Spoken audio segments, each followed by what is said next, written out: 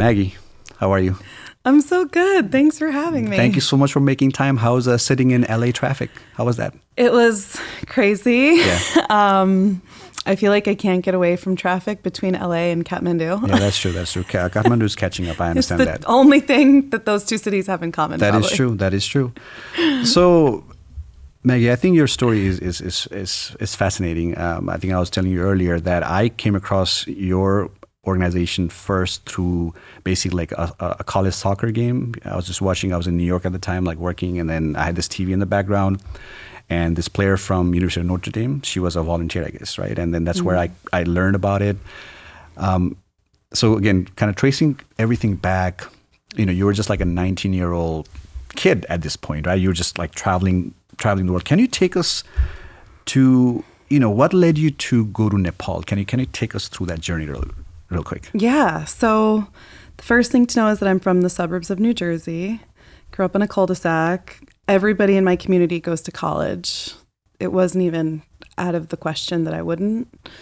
And when it was coming time to decide where I was going to go to school and where I wanted to study, I just had this wake-up moment where I was like, I don't even know who I am, what I want to do, what I want to study. And so I signed up for a gap year program. And even on the gap year program, it was supposed to be a semester or two, and then you go back to college. But for my second semester, I ended up in northeastern India. And it was the year 2005. It was a time of massive conflict. And I ended up working in an organization, Ramana's Garden, which was serving primarily Nepalese refugee families, the community, children. And so my introduction to Nepal was a really interesting one because it was through the lens of the migrant, through the lens of the refugee, through the lens of the poorest of the poor fleeing their villages, mostly in Western Nepal. And I wasn't saddened. I would say I was like just in love with the people I was meeting, and everybody who's been to Nepal, everybody who knows the Nepali people and has been lucky enough to befriend that community, your community, now I can say it's my community too, Absolutely. Knows it's the people that just are so striking and so welcoming and so kind. And so the question started to brew, and I was like, why is everybody leaving their villages? And you meet girls, victims, you meet child laborers, you meet people needing to flee, you see the worst of the worst, but also I think I was so fascinated because I was so in love and so welcomed and so humbled by the people there. And at the end of that semester, just before it was time for me to come back to New Jersey and go home and go to college, I was like, I want to go to Nepal. Okay. So Sunita, my friend, and I go to Nepal. We go to Kalikot to find her village, and the rest is kind of history. Okay. And your journey was really not very typical of someone who will go to Nepal, right? You weren't enticed by the allure of Pokhara or Kathmandu. It was like, you went through like the western part of Nepal, which is pretty rare because I don't think, I have not been to like anything west of Pokhara, by the way, like myself, right? So I need to do that. But so you will, you'll get there. I definitely want to also come and check out the schools. It'd be fascinating. I'm looking forward to that sometime in the future. So can you take us like the first time you came into Nepal, right? Like what was your experience as far as, because you were still, you're young, you're trying to figure out like life in some sense. It's like one of your very first trips in that part of the world. How was can you tell us a little bit of an experience of like when you chartered into Nepali land? Like how was that?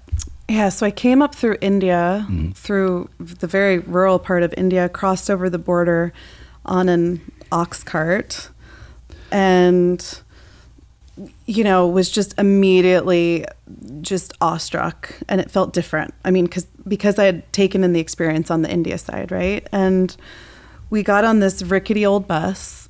It broke down, I think, 1,500 times because I swear they send all the worst buses that way. Sure. Yeah. And what I remember first was the yellow mustard fields, and just the twisting and turning and curving of roads as we went up into the foothills and into the mountains, and ultimately at the end of the road, the bus driver stopped and we all got off, and it was just a footpath into the Himalayas. And my journey was kind of through the eyes of my friend who had fled her village 8 years prior. Yes. And so I was very much there as her friend and her companion. We were just taking it in and trying to find her family and trying to get back to her place. And we ended up walking. Again, not trekking in Annapurna, not a traditional backpacker, but we ended up walking through Sirket, which is the gateway to Karnali, to Dailek, to Kalikot, to Jumla, and it was the most majestic, beautiful, awe-inspiring trip of my life. Beauty, feeling welcomed, feeling the kindness and the warmth, but also the dark side of that was it had been a time of conflict. It was a time of poverty. It was incredibly difficult to walk that terrain. But we were welcomed and we were embraced, and we kind of just tapped in and got to live in the community. So we were harvesting rice, and we were seeing that the school had been shut down, and, temples had been burned and destroyed, and homes had been ransacked. So it was the contrast of the Himalayas and the people who are so family with the other side, which was that I saw hunger, I saw cold, I saw not enough people, not enough food. So I didn't know how to be with those two realities of the harshness of multidimensional poverty in this region of Nepal, conflict times, war, but also the beauty, right? And the smiles and the sharing of meals and the dancing around the fire. And that's Nepal. It's so many things wrapped up into one. It's kind of indescribable. Sure. No, it's I mean, there's a lot to unpack with your story. I mean, one of the things that I wanted to know. So, you had probably like a summer job, like you were a nanny. You had saved up some money, like about like 5,000 or thereabouts, and then you ended up like just kind of spending towards building something. And can you take us through like your meeting with your with Topdai? I haven't met him yet. I'd love to meet him someday. But can you talk? Can you talk? Yeah, can you talk about the first time meeting with him and because he was himself an orphan, and so obviously he understood like what he went through, and perhaps he could also like help people, help little kids, right? So can you go back and just kind of tell us maybe your first meeting with Topdai and what happened there? So I met Top in India, and he was incredible. I mean, he had, like you said, lost his parents very, very young, lost his father when he was 1, lost his sister when he was 8, lost his mom when he was 9. By the time he was 10, he was a child porter in India trying to survive. And he'd climbed the ranks. Even though he didn't get to finish school, he'd built this life, and he was helping other people in Nepal and other refugees and migrants. And so we had been really talking, and there was something very strange about trying to help Nepali children in India away from their roots and outside of their home and their language and their culture. We were like, no, we need to get back to Nepal, to the other side of where this is beginning, because Nepali children need to be in Nepal, in their villages with their families. And Top was like, absolutely, and I'm in this with you, and let's go back to Nepal together rather than working on the other side. So Top and I meet, we connect.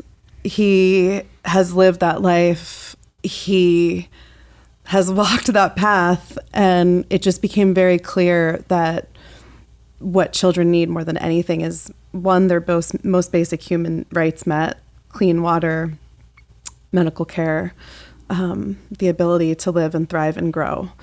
But second, education. So we start by working with kids who are breaking rocks, kids who were begging by the bus park, kids who needed to resettle. Because remember, in 0506, there was an armistice, and a lot of families were returning to Nepal. So we wanted to kind of put roots down there and rebuild community and decide what things could look like after the conflict times in Karnali. So we decided to put down roots in Sirket, which has now become the provincial capital and is my home of 19 years. And Tope and his whole family moved back to Nepal, and we kind of rebuild and restart together. We both invest money. My babysitting money was $5,000. There was a piece of land for $5,000. Tope and I have land next to each other, and that became this little center. And again, the dream to put kids into school, support them through the barriers of poverty and losing their parents and losing family. We mostly target orphan children, Sure. kids who are extremely disadvantaged and fighting things like the caste system, parental loss, forced migration, human trafficking, early marriage. So we start with just basic support, and then we put a home in, this bright yellow home, and we were like, we need to change what childcare can feel like and what a home is. We paint the walls yellow. We call it Copula Valley. And since that day, back in 2006, we've raised nearly 100 children in that home and supported thousands more at our school, Copula Valley School, and our women's center. And we have so many programs that I'm so excited to talk about. Sure. So how did Surkhet become this focal point for you? Was it through Topdai, or was it, how did we come to Surkhet? So initially, I knew I wanted to work in the West. Okay. I wasn't. It's interesting. You kind of hinted at the beginning. Everybody goes to Nepal for the East, for Kathmandu. You're the only person I probably know who wanted to go to like Surkhet, maybe like almost like 20 years ago too. It's beautiful, by the way, but it's very difficult to get there, and there's like a lot of infrastructure issues, right? But yeah, I mean, I knew that that's where the most need was, first of all, because I had worked in India and I'd seen what those families were up against and what forced migration looks like. So there was no question. I knew we wanted to target the Western provinces, which are underinvested in, severely neglected, and have an incredibly unfair reputation. You know, everybody in Kathmandu, the fancy posh East, is like, oh, it's so backwards. And then you're traveling Karnali in the West, and you're like, no. Everybody just wants opportunity and jobs and a chance for their kids to thrive. And I think that's pretty forward thinking. Nobody that I met was backwards. And so I just, because I fell in love on that first trip with that region and with those people, I knew that was where home was. Kalikot, Jumla, Doylek, Acham, you know, Tope and I chose Surkhet because there was a post office. There was the bank, and it felt like a hub. We didn't know Surkhet would become Surkhet, but it felt like kind of the entryway into the region we wanted to work with, where we would have access and just like satellite places like Humla, like Dolpa, like those amazing, beautiful places. So that's why we chose it. And it was the best decision we ever made. It's been home now. So when you decided that, okay, you're going to stay there and kind of build on this, and when you told probably like your friends and your family, what was their reaction? Were they like, Maggie, what's going on? Oh, they thought I went crazy. Yeah, well, I mean, yeah, right? Yeah, everyone thought I was crazy. I mean, the gap year was already extreme, but then to be like, oh, send me my babysitting money. I'm going to live here and raise children. I think the important thing to remember is that it was just one step at a time. I thought, we'll get this thing established. We'll put some kids into school. I'll do what I can, and then I'll go back to college. And that was really important to my parents too.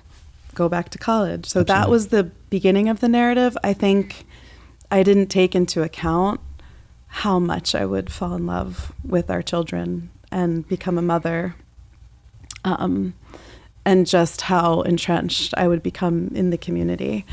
And so by the time the kids started calling me mom and we had a home and became embraced, it was done for. Like, I was like, I'm staying. But it wasn't initially like, I don't know, it didn't feel like this forever decision. Now looking back 20 years later, I'm like, that was crazy. You didn't know what you were doing. You're like 19 at the time, like, and like, see, I feel like I don't know what I'm almost 40 now, and I don't know, I feel like I don't know what I'm doing right now. But when you're 19, right, like everyone's expecting, like, you know, you're still trying to figure out life, right? So again, again, we're very glad to have, you know, you made that trip. It's like the butterfly effect of, like, you know, you taking that extra year off and you're like, okay, I'm going to travel. I think though, if I hadn't stayed, the images of what I had seen and experienced and witnessed would have haunted me for the rest of my life. Like, I remember being stopped on a riverbed and watching 4-year-olds break rocks with a mallet to survive, to sell for that 100 rupees at the end of the day.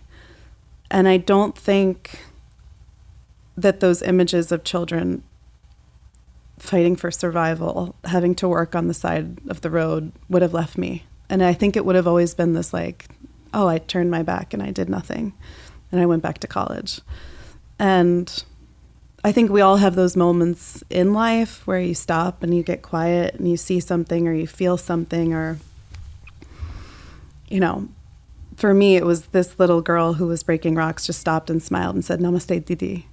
And was that Hema? Hema. Okay, I've heard her story. And so for you, if you go back to your life, that would be like a very pivotal moment for you. Oh, right? Yeah. Like that was like just the game changer, basically. She just had her little mallet. She was siphoning through the garbage, and she's called me Didi. And I was like, Didi, now I know. Yeah, right. Everybody's Didi. Yeah. Dai, bye, right. uncle, pusai, poo, baje. Like, now I know, auntie, kaka, you know. But at the time, I was like, she called me Didi. Like, I'm a big sister to her. Right. What if that was me? That could have been my sister in another life, in another lottery ticket, in another throw of the cards or throw of the dice. Yeah, we can't make those choices, right? Like we can't get to choose where we're born. So you go into Surkhet, and seemingly, obviously, you don't speak the language at the time, right? And you're sort of, it's not a very American culture. It's like, you know, far from it. There are challenges till this day. I was very fortunate to go to a decent school in Kathmandu growing up, and we would read about like the western and the far western region. And I think I kind of heard you talk about this as well, the concept of chaupadi, right? Which is I try to explain that to my coworkers in New York, like, and I was like trying to tell them this like years ago. The idea is such a foreign, like, you know, you're like out in the cow shed, like you can't, when you're having your period, like you're not able to, like, you know, come into the house. I'm sure like you had moments where you had to deal with these things, and you coming into like this seemingly a society which is, you know, like it's not very usual for you, right? How was that adjustment? How did the locals take that? Like you coming in and trying to like maybe change some things, and because you're trying to just see it from your lens, right? So how was that change? How did the locals take it? I mean, I think first, as a 19-year-old, as an outsider, as a white person, as a privileged kid growing up in New Jersey, I knew that I had more to learn. Like, I wasn't there to bring my culture, my ideologies. I knew that I had to unlearn and relearn and listen. And as a 19-year-old, the one thing you know is that you know nothing, and that I wasn't there to bring in and just like, chaupadi is wrong. That doesn't work, right? Like, right. I was there to learn about it and to be curious about it and ask questions about it.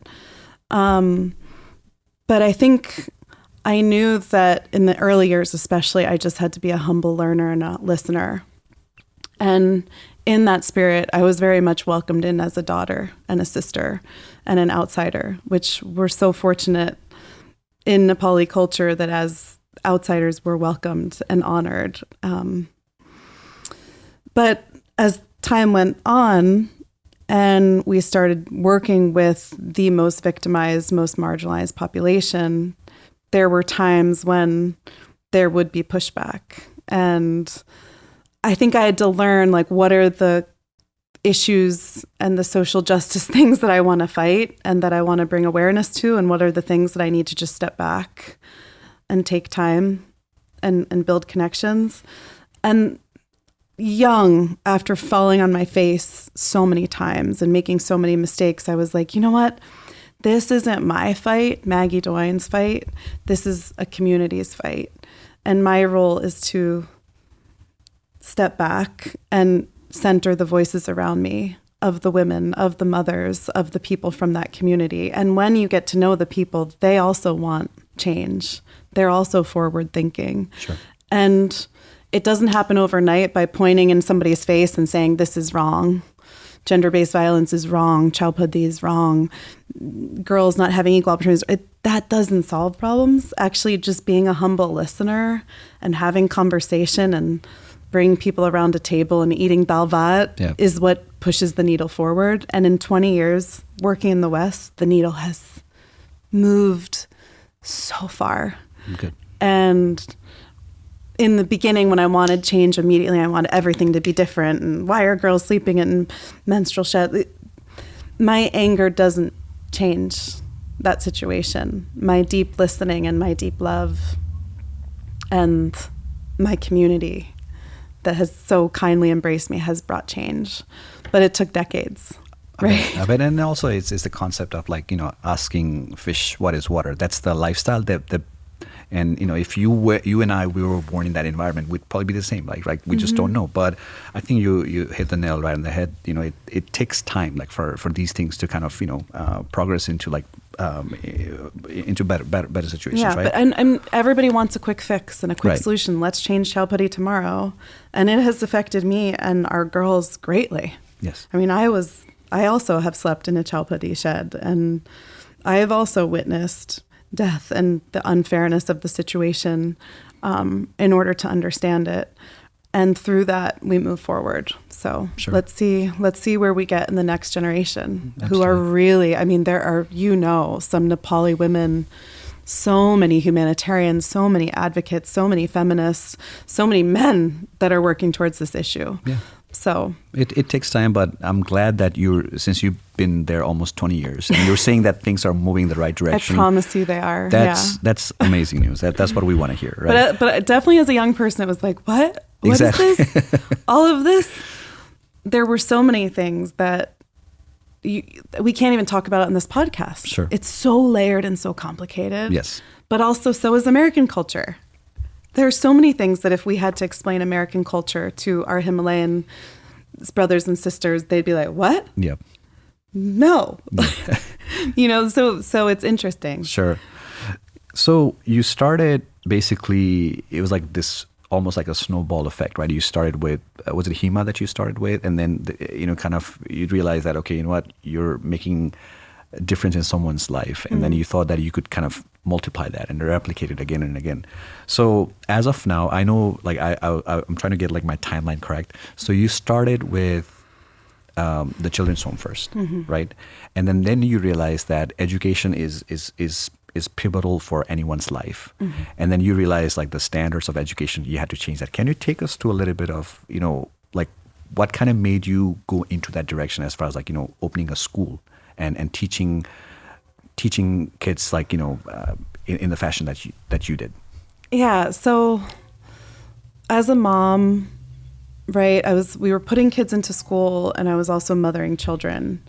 And there was something missing in the holistic way, especially with vulnerable children, right? Like just what they need is so much love and so much nurturing. And, the statistics, if a child drinks dirty water, they have dysentery and they're out of school, or if they need to work and have income for their family, then all of a sudden they're not in school. So there was something missing we started with the kind of traditional Nepali school system, and then we were like, this isn't for the kind of kids we want to serve. We need a school lunch program because our kids need food.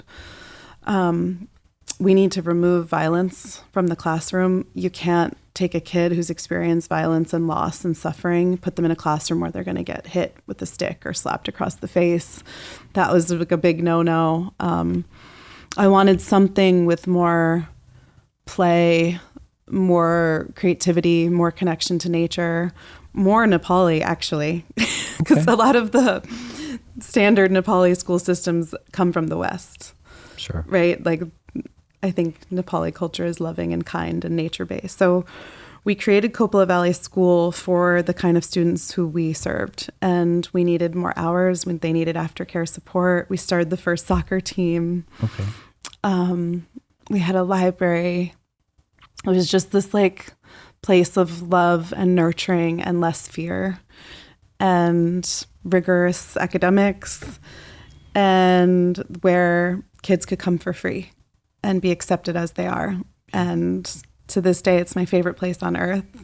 It's the greenest school in the world. It is this just warm, kind Nepali architect, Nepali engineering team. It's all edible landscaping. It's set in front of a community forest. It is absolutely a stunning school campus. And we wanted to model a new kind of education for the country. Which is great because one of the things about kids is kids are malleable, right? Like when you sort of put them in a position where you're teaching them about sustainability at an early age, because I know that's one of the programs that you're teaching, your self empowerment, things like that, right? Like at an early age, you're giving them that platform to learn about a lot of these skills. I think that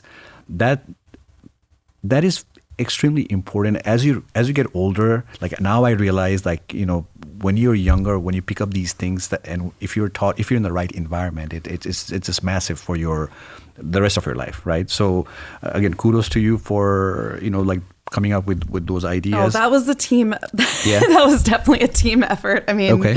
We have some of the best teachers, educators, social workers. We have a medical clinic. We have well-being programs, family support, mental health and counseling center, the best coaches, the best community members that built. It's a community school. It's a full-service school for the community, by the community. So I definitely can't take credit for even 1/100th or 1/1000th of the work. It's truly Tope and our amazing team and everybody on the ground. Sure. And as you've been in this journey for what now, almost like 19, 20 years? They're close to it, right? So I'm 38 now. Yeah. I came to Nepal for the first time when I was 18. So it's hit that mark where it's half of my life here and half of my life there. Yeah. So you have like two homes. There you go. Like, you know, you come here and you have home over there and you have home over here, right? That's amazing. How, like, your leadership, as far as like leadership goes for your organization, as things have moved forward, has that changed in like, has there been any kind of change in your leadership, like the way how you go about things, as far as like how time has progressed? Because again, now the organization is bigger. You have, you know, a little bit more responsibility, obviously, right? You have more. You started with basically one, and you know, we have like what, about 175, and so. Has your leadership style kind of changed, or has it sort of like been like the basis has been the same? Or my leadership style is to bring in people who know more than me, who are smarter, who are experts in their fields, to listen, to know that the community and the community itself, that the Nepali people and the Nepali people themselves know the solutions to the most pressing problems in their region, their country, and their communities, and to listen. And that has never failed me. I work with my favorite people on earth, Tope included, and I come to the table with just wanting to learn and do better every day. High standards. Sure. Definitely. I say, like, this is the school you'd want your kids to go to. This is the school you'd want your siblings to go to. You know, oftentimes in working with poverty, victims of poverty, we're like, oh, we throw them scraps. Oh, that's good enough. I'll give them a backpack. Oh, like, they can read. They know the alphabet. No. Like, if you go around the schools of Nepal, some of them don't have toilets. Some of the roofs are gone. Some of them don't have books. Some of them don't have teachers in the classroom. And that is absolutely unacceptable, and we need to do better. And I wanted to create a standard sort of benchmark, like raise the ceiling, raise the floor of what schools can be, because schools breed the next generation. Absolutely. Who will take the country forward. Absolutely. And so if we can give kids a loving, enriching experience in their, and this goes for anywhere in the world. This is not about Nepal. Nepal is just Absolutely. Where my heart is. The rest of the economy, the continuation of violence, the perpetuation of these cycles of poverty stop because you've cared for children. Sure. It's so basic and so simple, and I shouldn't have to say it, but we have to keep remembering, like, we take care of our most vulnerable, they take care of the rest. Absolutely. And I've seen that in Sirket. over the generations. I know that one of the things I wanted to ask you is, at some point in time, like, you have to also analyze how things are moving, as in, like, are we hitting all the success points that we thought we would hit, right? And then I don't remember like right at the top of my head, but I know that there was a stat that I read somewhere that after you implemented these programs, you had a lot of great results with students. Can you talk about like the results of how schooling has affected them, and how they're performing so well? What's the base of that? Yeah. So first of all, I'd say our students are just good people. Like, they're kind, they're loving, they're generous, they take care of each other. That was the first thing. We've really instilled a sense of confidence, love, and kindness. They have this exuberance and this joy and this happiness about them, and this lovingness towards each other. But then they started to kind of level up in the next way. Once their basic needs were met, once they felt loved and nurtured, once they started getting curious and learning to read multiple languages and get on computers and have access to the library and have these incredible teachers, they started performing. Today, our first batches of graduates are architects, engineers, social workers, teachers. They work in finance. They're social entrepreneurs, business owners. They are now solving the most pressing problems in their community.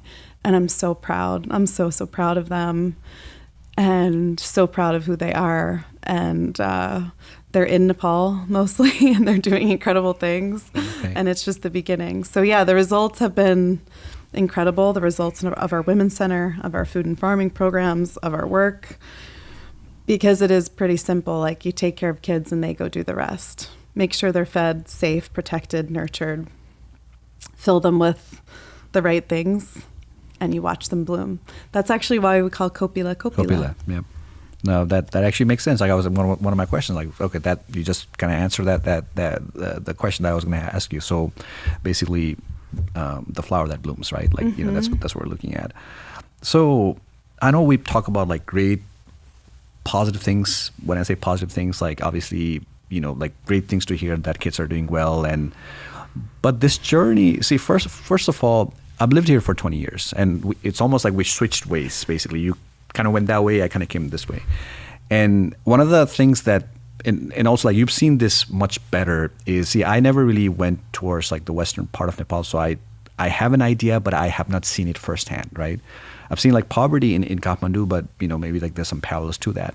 But one of the things that I'm sure, as you've done well, as well you could have, there were challenges. I'm sure there has to be challenges, right? Because you're someone who doesn't speak the language, and you're 19. You go all the way to the other side of the world and try to just, in some ways, change the world. At least in your head, like, that's what it was. But can you take us like the challenges that you faced and how you were able to overcome it? Maybe there are still challenges, and we can talk about that. But can you talk about a few things? Yeah, it's definitely like a very beautiful, pretty story when you see it in a 2-second or clip or a video, or you walk through the campus and see the programs.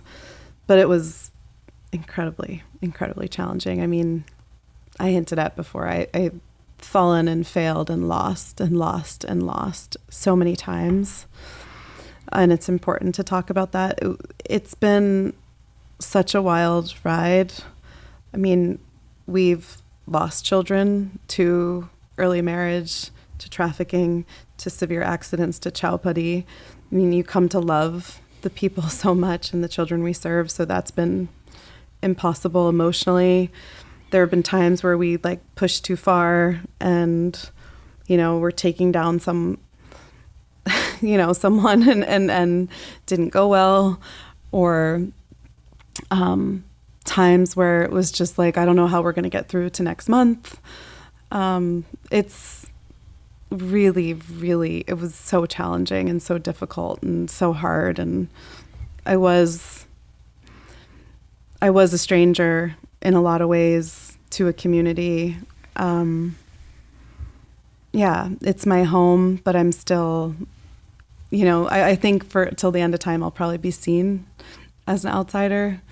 which I honor that. But I don't know, I can't even begin to go into how hard it is every single day when you're working with the most marginalized children. Jeremy, my husband, and I joke we could make a documentary every day. Mm-hmm. Some of the challenges that we're up against could be on the front of the New York Times every day. We've been through earthquakes, we've been through the COVID migrant crisis, we've been through incredible loss and tragedy because this work is really hard. Yeah.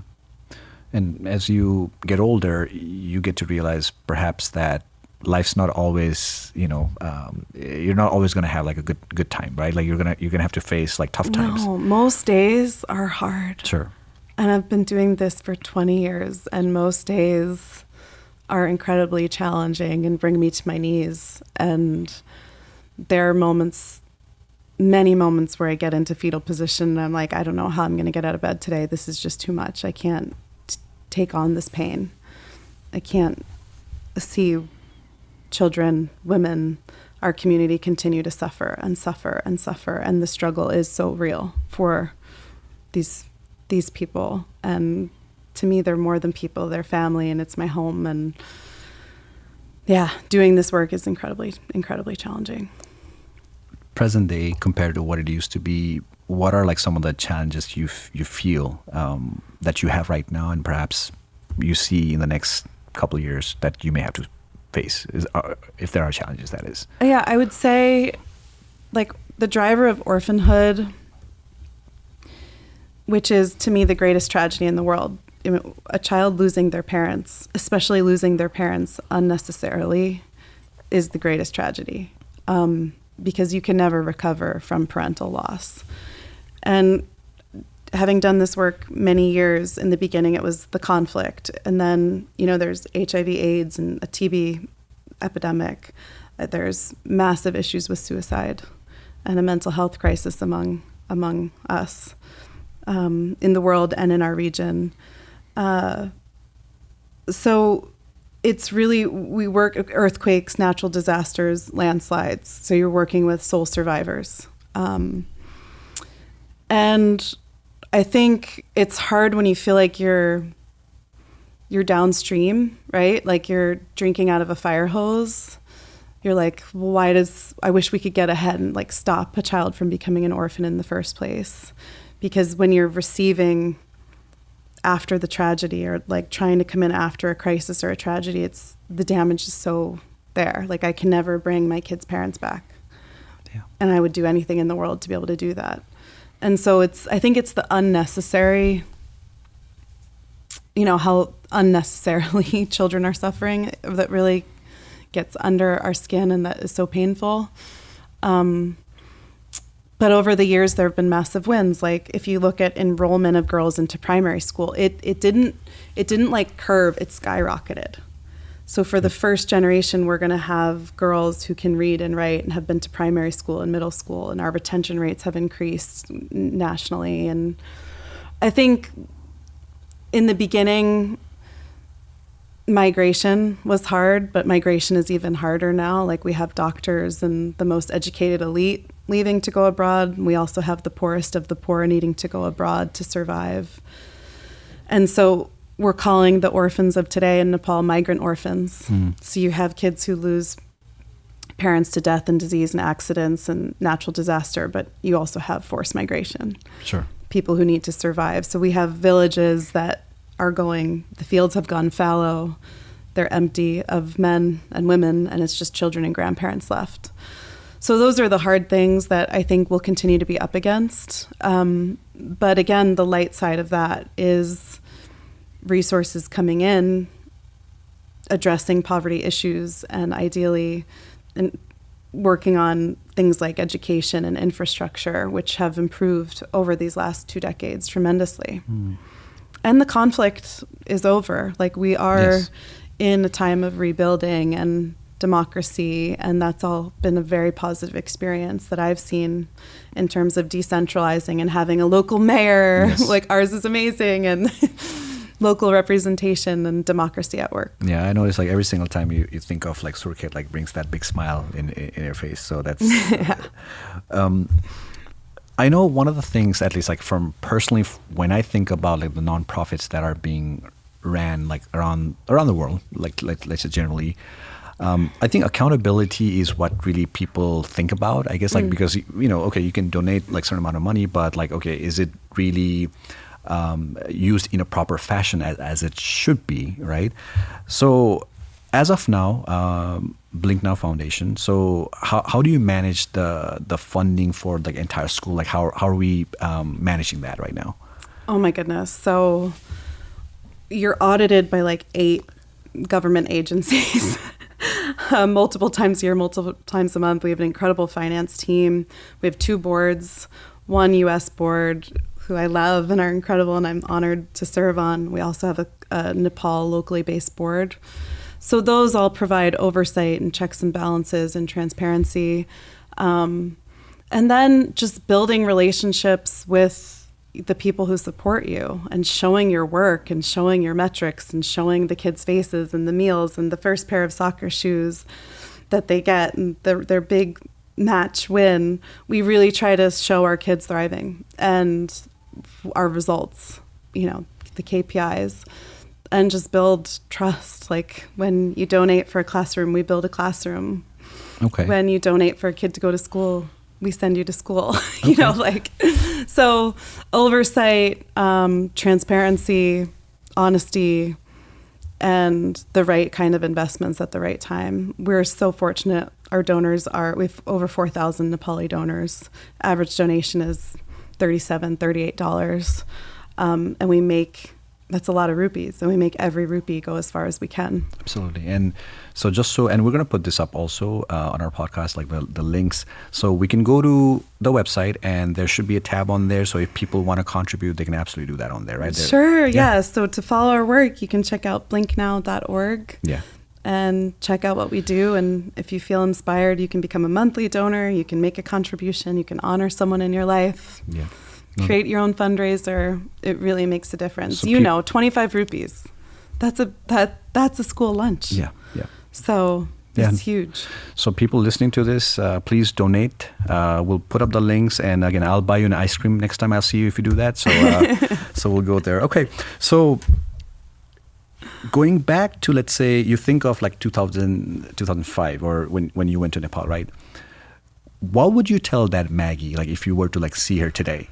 Like, what would you tell her? Like, would you tell her like to do something different, or like where I'm going with this question is there are 19-year-olds out there right now that are trying to figure out life, because we don't know anything about life, right? So what would you suggest to that person? Like was a 19-year-old right now that's trying to figure out and trying to travel and things like that? I mean, I totally wish I could go back in time. I'm obsessed with time travel.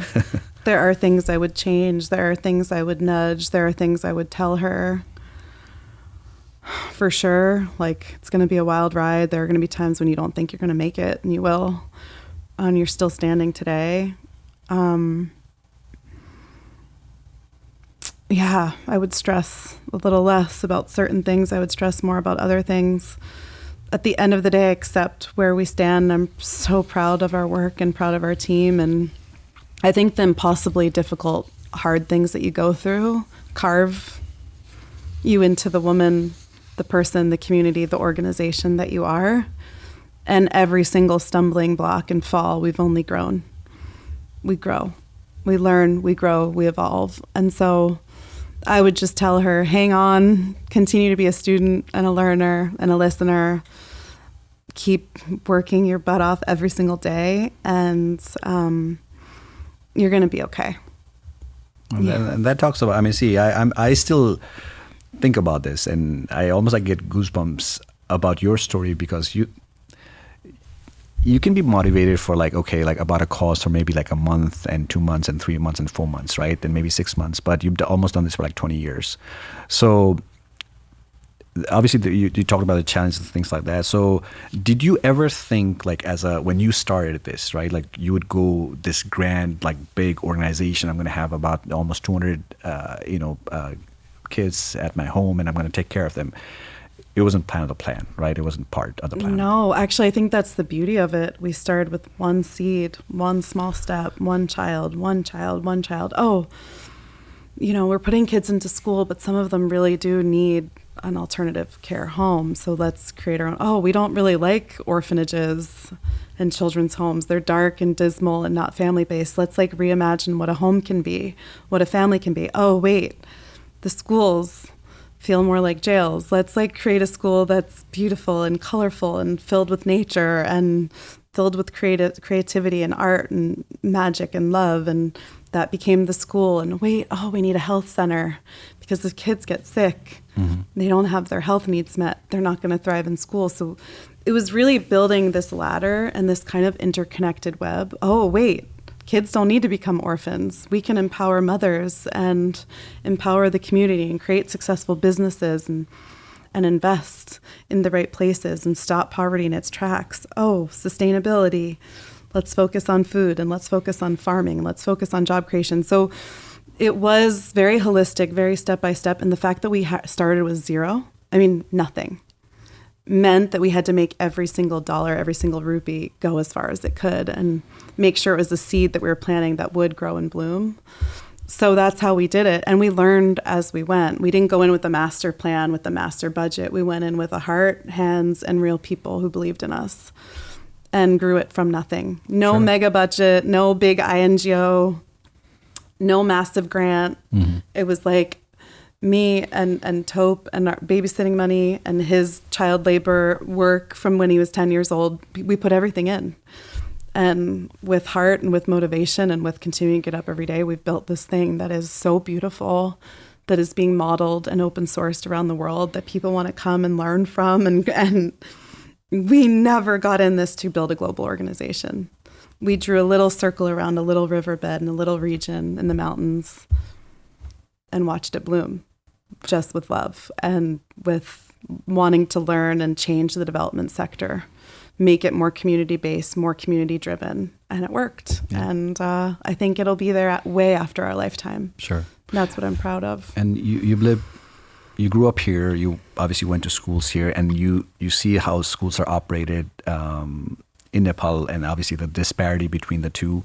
And you've come up with basically like a great solution that, hey, instead of beating kids up, like how about you kind of make them understand of certain things that they need to adjust to. And so you again found like this right idea.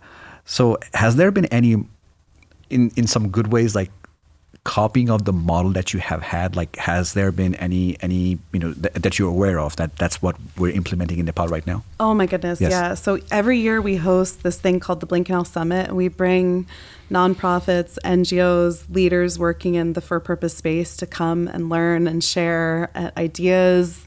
We all come together. We talk about how hard it is. Yeah. We develop personally. We talk about our programs. We help each other. We share ideas. In the space in general, you tend to get in your own lane, and there really does need to be a lot more collaboration and listening and growing. So yes, we see schools leveling up around the region, awesome, across the country. We see people really getting involved in their communities. When COVID hit, we created this Welcome Home Nepal campaign, and people built a human chain of food stations and water stands and quarantine centers to get people back to their villages. We've seen so much goodness. And people getting involved in their village schools and in their community schools and in just helping one kid. Like that's our message, just help one kid. You don't even have to move 8,000 miles away or, adopt 85 kids. Like just help one. Everybody has one child in their life that they can help. Yeah, and absolutely. We're the grown-ups and kids need us. Absolutely. But yeah, BlinkNow's work, Copa Valley's work. I think we had like 3,000 visitors last year. Okay, great.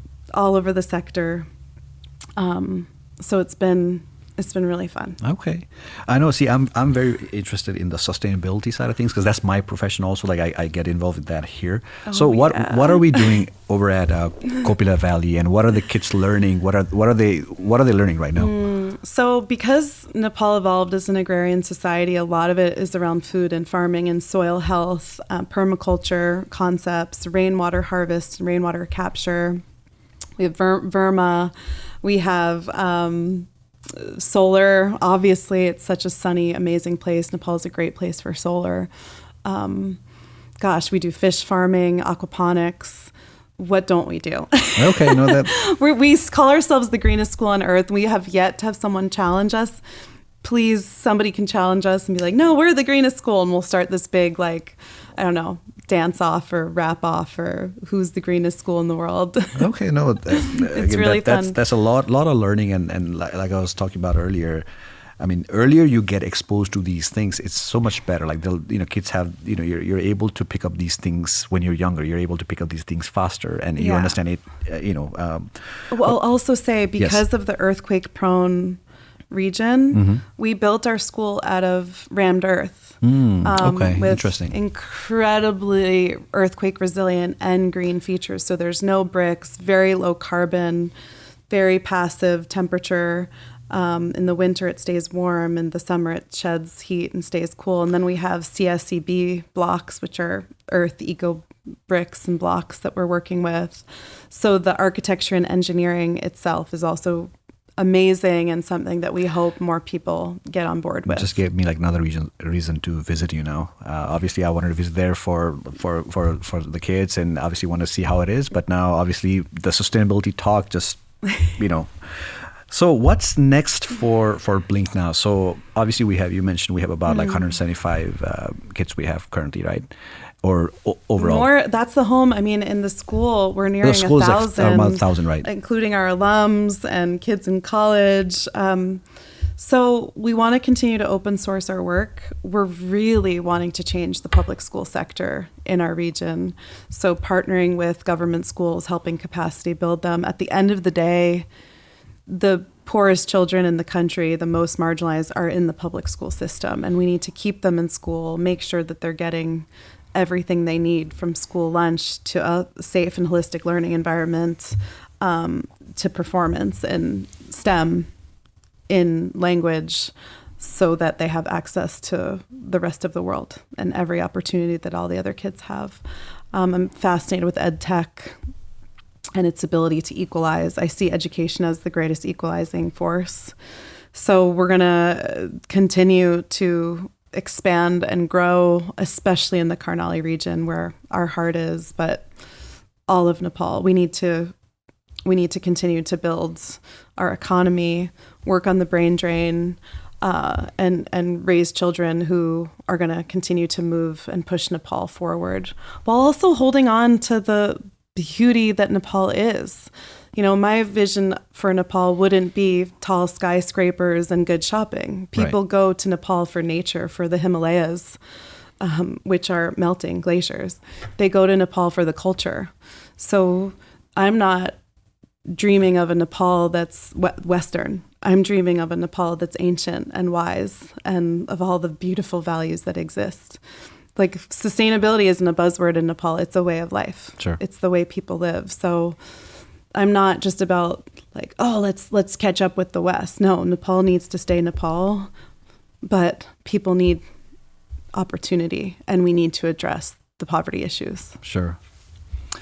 So I know I want to talk about this. We were just talking about this before we started recording. So it's only been 2 weeks since a film released.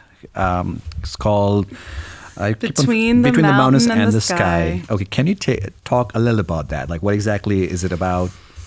Yeah, so 5 years ago, my first batch of kids, they call themselves the OGs, the originals, were getting older, navigating their 20s, and I sat down, I wrote a memoir filled with love letters and just my own journey and my diary entries over the years, and my learnings and my questions and my failures, just my shame, put it all in a book.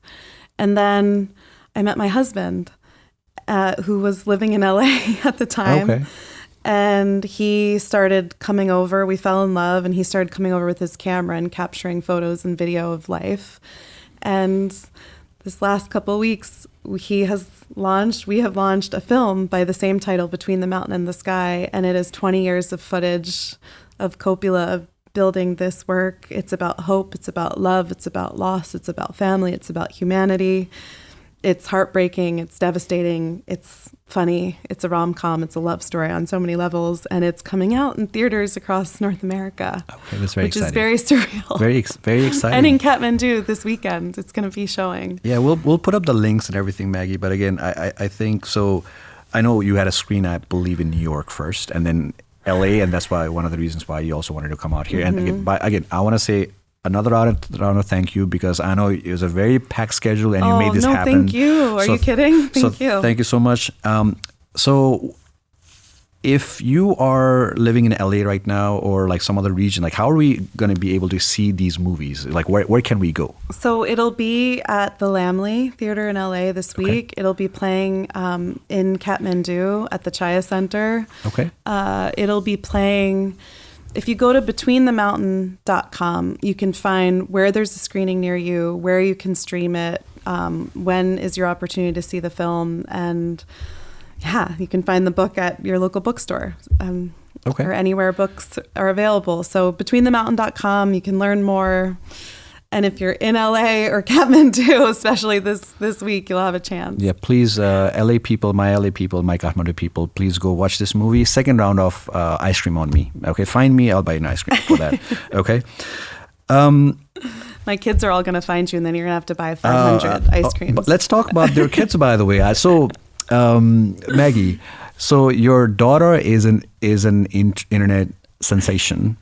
She's viral. Yeah, she's viral. Like I didn't even know. I had no idea. Like it was your daughter. So I'm on Instagram and I see this blondish, like cute very girl, blonde. And I'm like, and then she speaks with this very, like Nepali accent, like Nepali. And I'm like, is this AI? I don't know what's going on here, right? And then. And then later on, like I'm going through the comments, and then I realized that it's your daughter. And the other thing with her also is she probably just, between the parents and living in Surkhet, she has this Nepali accent. She speaks very fluently, but she has an American accent with the English speaking. So can you tell her, or can you tell us about your daughter and son as well? So our daughter Ruby, she's been living in Nepal since she was 3 months old. She goes to school at Copa Valley School. We have 2 biological children in addition to our other children. Yes. And they are fortunate enough to have been born into a family with lots of brothers and sisters and a beautiful community and a home. And with that comes fluency in the Karnali Western tongue of Nepali. The accent. And she dances like a true, she dances like she's just a phenomenal, because if you live in Nepal, you dance. That's not even negotiable. So she's an incredible dancer, incredible advocate, incredible way with words in both languages. Yes. And she'll have a very unique upbringing, that's for sure. Sure. So when people see her, they're like, what's coming out of your mouth? And she uses like a lot of expressions. I've seen like some for videos. Yeah, we're like, we need to stop posting her on TikTok, because every time it gets like millions and millions. She's very, very, she just comes off very funny, right? Like, and it's incredible. Thank you. So, like we look at the world, Maggie, and then see, I personally think that, we may think like the world is a bad place, but when I meet people like you, it just gives me hope. It actually gives me hope, and it also tells me that, world's not a bad place, right? Like it just, you can have things. For you, as someone who's done this for almost like 20 years, what gives you hope for the future? What have you seen, in your work? Like, because you look at like the next 10 years, 20 years, there are going to be challenges, of course, right? But what are the things that actually gives you like the best hopes? And I can see like the smile, but can you take us through that? Yeah. I mean, for me, on my worst day, on the hardest moments when I feel completely hopeless and I want to give up, I look into the eyes of a child. They are our greatest promise, and they're so anchored in the present, and they're so filled with joy and resilience and laughter and wonder. And kids are where it's at for me. Like, that's what I fight for. That's what I live for. That's what I breathe for. That's why I get up every day, is for our children. And I think we really have to evaluate how we define our children, because, Nepali culture has taught us that everybody's our chodi, everybody's our chota, everybody's ours. We're a family. We're one human family. And so your children and my children are the same. They're ours. And we have a responsibility and a duty and an obligation to protect our most valued, precious, sacred resource. And we're responsible for them. We brought them onto this earth. We have a duty to make sure that they're safe and educated and loved and have a chance, have a fighting chance. So that's my hope. They make me laugh. I've the best life. Like, there's been no sacrifice. My life is filled and surrounded by dance and laughter and hilarity and bicycles and dancing in the rain and meals around the table. And they are my everything. They're my worlds. And I have such a better life for having them in my world. No. I suggest everyone, just when you're down and out, watch a child laugh, watch them in the rain, watch them with their marbles or on their bicycle, or how they throw their head up in the air and laugh, and how much they make us laugh. They're where it's at. So that's my hope. Okay, no, that's great. Easy one for me to answer. I know we talked about the organization, we talked about your story, but a couple things more on a personal level. This I thought I just should ask you. Let's say, you have, obviously, you take care of a lot of kids, you have a lot of kids, right? If they were to let their mom have a day, right? Like, they're not around, and what would be like your getaway thing to do, Maggie? Like, what's your favorite pastime? Like, what would you do? I love coffee and a book. Okay. And a walk. Okay. Very simple. Okay. Sometimes a hot shower, which are hard to come by. Okay, yes. All those, like, the simple luxuries, all the good things, a good cup of tea. Okay. That's it. Very important question. Dal bhat or mama? Dal bhat. All the way. Yeah, it depends. For me, like, I tell my parents that, like, they're the second favorite thing whenever I go back home. They're the second favorite thing that I want to see. First is momo. So anyways. Momo's like a party food. You have it at your birthday. Yeah. I mean, you're right. But dal bhat's every day. Yeah, that is true. That is true. Okay. And then, are you into movies at all? Like, do you watch? I am. And I'm married to a filmmaker, so I should be into Okay. Do you like? Is there any couple favorite ones so that people? Oh my goodness! I mean, my favorite movie. I'm gonna go with The Sound of Music. Okay. No, if you like it, all the children's stuff. A League of Their Own. The best part of having kids is like rewatching all the Disney movies and all your favorites from your childhood. That is true. Yeah. Okay.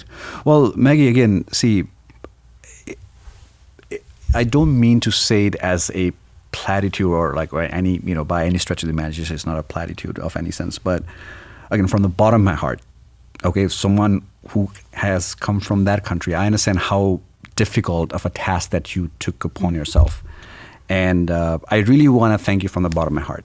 And we want to, again, help you as much as we can. And at least personally, I'd like to get the message out of the film and how we can kind of put the link for the organization. Is there anything else that you want to tell, to the listeners about how, where they can learn more about your organization and what can they do on their part? Well, I mean, if you've known our story and you've supported our work, I just want to say thank you to everybody. I mean, the Nepali community, both in Nepal and abroad, has been so dear to us and so good and so kind and so loving and so trusting of what we do. So thank you. And if you're new to the story, please, come on in. Welcome to the family. And we hope you continue to learn more and grow with us. And may we continue to build a beautiful Nepal. Okay. No, Maggie, I certainly, again, appreciate it and hope to see you soon in Surkhet. Thank you so much for doing this. I'll see you in Nepal. Yes. Namaste. Namaste. Are you my Dai or my Bai? I don't know. We didn't do the math yet. I actually was on Wikipedia, so I don't know if they have Wikipedia that has a profile on you. I'm your Dai by... You're November 7th, right? Yeah. I have it down. I'm August 15th, so... Oh my gosh, you're really my Dai. Couple months, yes. So I'm your Dai. Your Dada. Yeah, your Boyni. So Maggie Boyne, thank you so much. And I appreciate it. Thank you so much. Thank you for having me.